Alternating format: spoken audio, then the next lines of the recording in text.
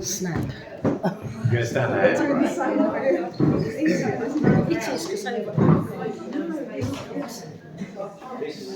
This week I'm going to talk a little bit about line and wash and gouache. So it's still keeping with the watercolour theme that we've been looking at the last couple of weeks. And the last couple of weeks been really looking at what we call kind of pure watercolour. So it's really using white paper, white watercolour paper, and transparent washes, and trying to keep some of that transparency of the paper shown here. So that's what I've been demonstrating. So remember, we did a little bit on the sunset, and so far I don't think I've used white, whereas now I think I will use white. I will definitely use white.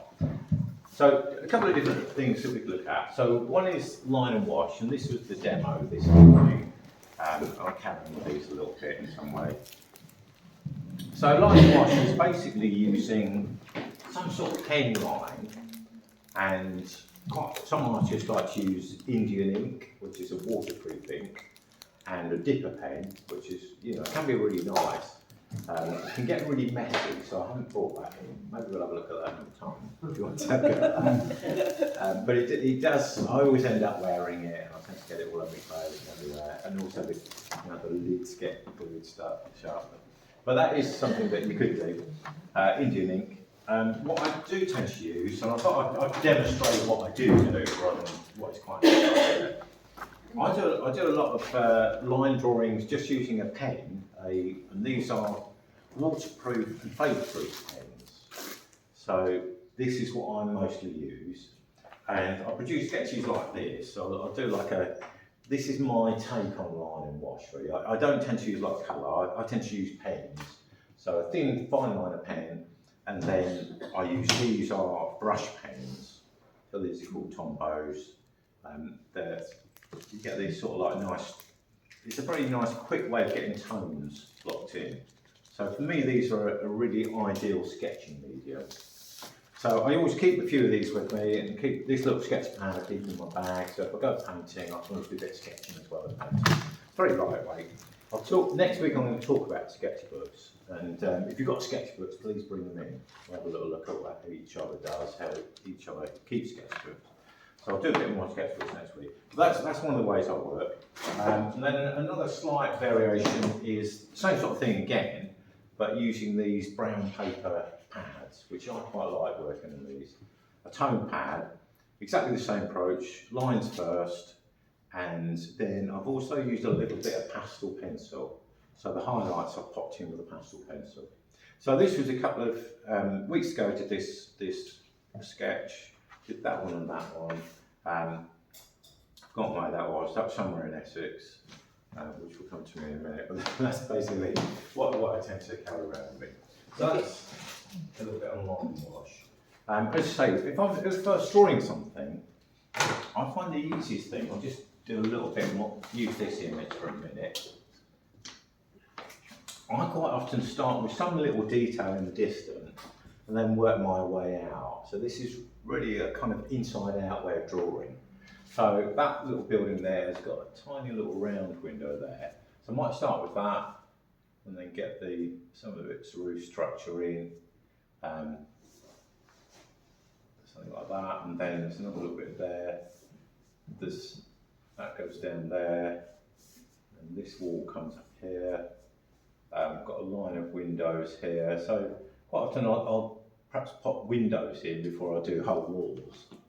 And what I find is if I've got those windows in there, sort of in there for instance, I can then see how much space it is to the next level of windows, which are in about there. And then another one next door, that one almost comes up a tiny bit higher. So this was actually, I don't know, Sue might recognise this place. This was when we went on our Italian trip. I taught in Italy quite a few years ago. This was a lovely little village that we visited to paint. And then coming up to the roof line, there's a roof line there and a roof line there. And then just kind of working out from there. So basically just sort of do that, and then gradually kind of work my way either side.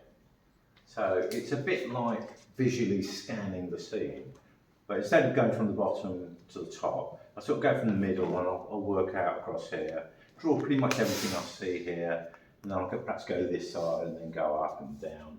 So it's not in any particular order.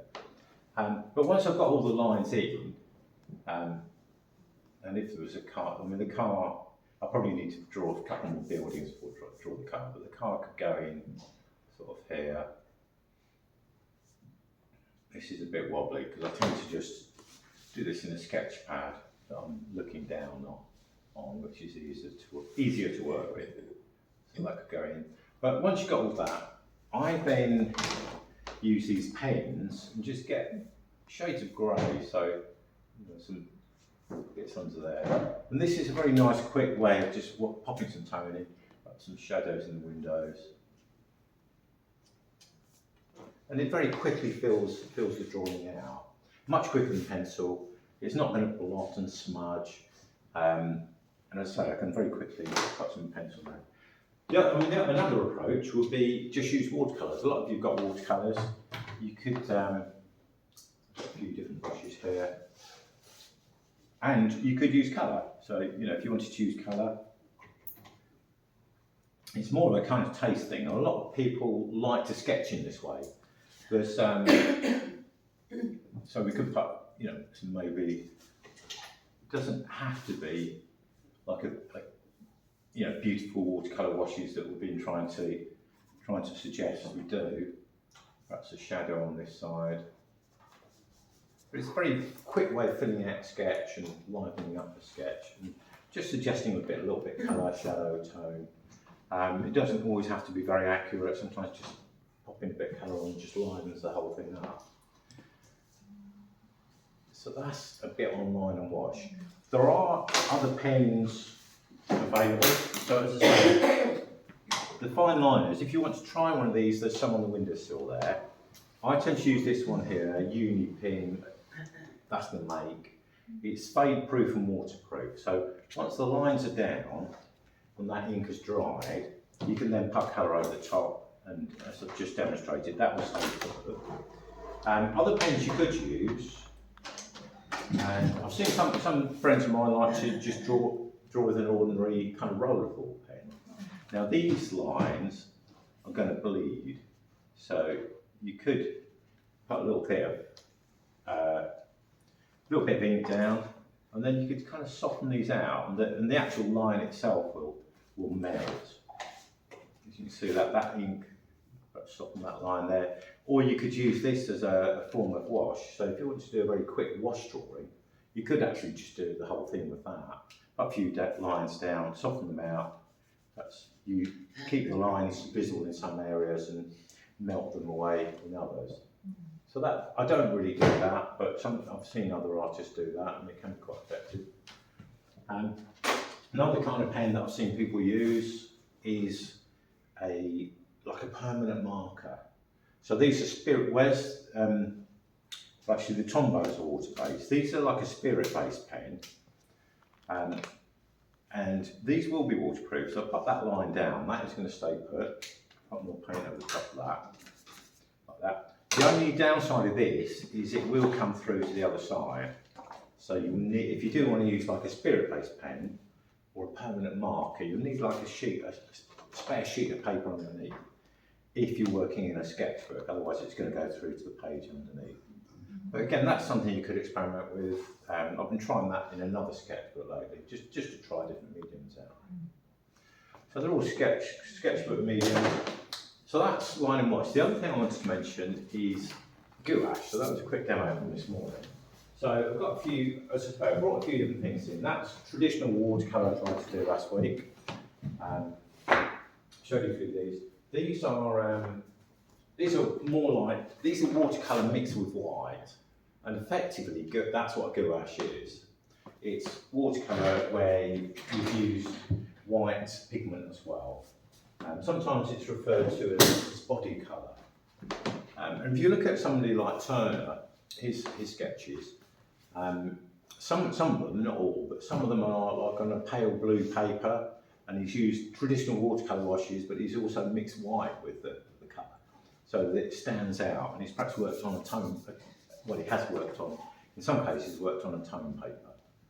And if you go and see those, so this is my take on that. And what I like about this way of working, and all these sketches were done very directly. I don't think there was any pencil work with these. So I just drew with the brush, and that's what I like about this. So what you could do, let's go to the same image again.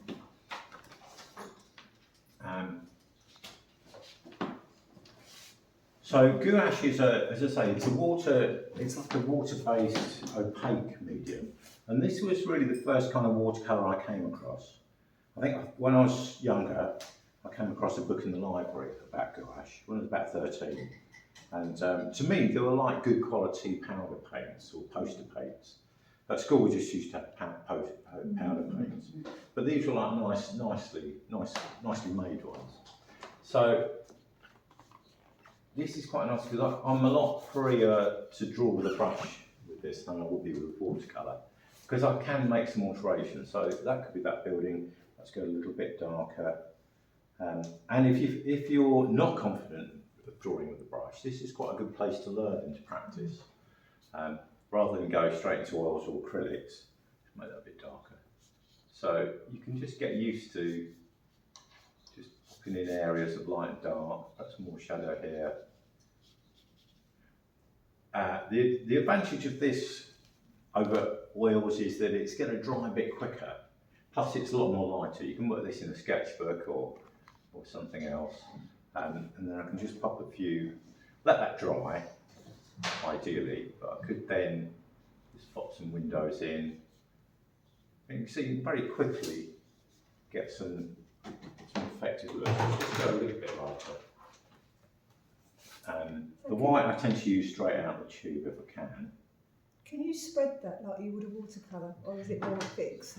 Yeah, you can. Yeah, and you can kind of rehydrate it as well.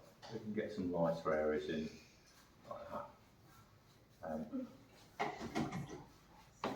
I mean, you could like this bit here where it's dark. Because it's water soluble, I can kind of soften it out a little bit. Okay. I can work into it. Yeah. Or the other thing you could do is put almost like a sort of a lighter creamy wash over the top. Do things like that. So it's a variation on watercolours. And to me a bit more forgiving, because whereas with watercolours, if I lose the white of the paper, well, this is brown already, so I'm not it doesn't matter more than that. You just paint it brown again. So, you could effectively white bits back, and you're probably not going to notice it so much. So as I say, you'll get an effect, it'll look like more opaque, and sometimes a little bit chalky. So these are a couple of sketches I did tonight. This was during lockdown, we had a lot of Zoom meetings, sketch meetings. So I just did the other people in the meeting. Again, this was a very quick sketch, but it's nice and lightweight, all in the sketchbook, so it's, and then you just put some lights in there. So that's a little bit on, it's like variation on watercolours really. Those paintbrushes, are they ink or are they watercolour? These paintbrushes, they're watercolour brushes. Are they watercolour brushes? Yeah. The ones you hold up, they've got a little brush in there. That's what I was talking about, the one you was using. The ones you was using, is like the pen? Pen brushes, yeah. Oh yeah, brush, these. Yeah, are they ink or are they? Yeah, these are ink. Yeah, they're ink. They're a brush pen, so you've got the fine line that end, and then you can get fairly fine, or you can just block it in like that. And these aren't particularly cheap. They're about £3.50, £4 each. But I find them very nice for sketching. You can soften them out a little bit with water, so you could do that if you wanted to. Soften them out. So these are water soluble. Yeah, they're not permanent ones. And what is actually good? Because you seem to be colouring things now, don't you? In the gouache. Yeah, all gouache is it's opaque watercolour. So it's watercolour that's got a little bit of white with it, or and things. It's difficult to say. Really. Some colours are naturally more opaque than others anyway, but it doesn't try to be transparent. So that's really good approach. To be honest, you can buy gouache paints. I just use ordinary watercolours and white gouache. I've had them in the past, but I've got so many watercolours. I don't really want any more paints. Okay, all good. Yep, great. Thank you.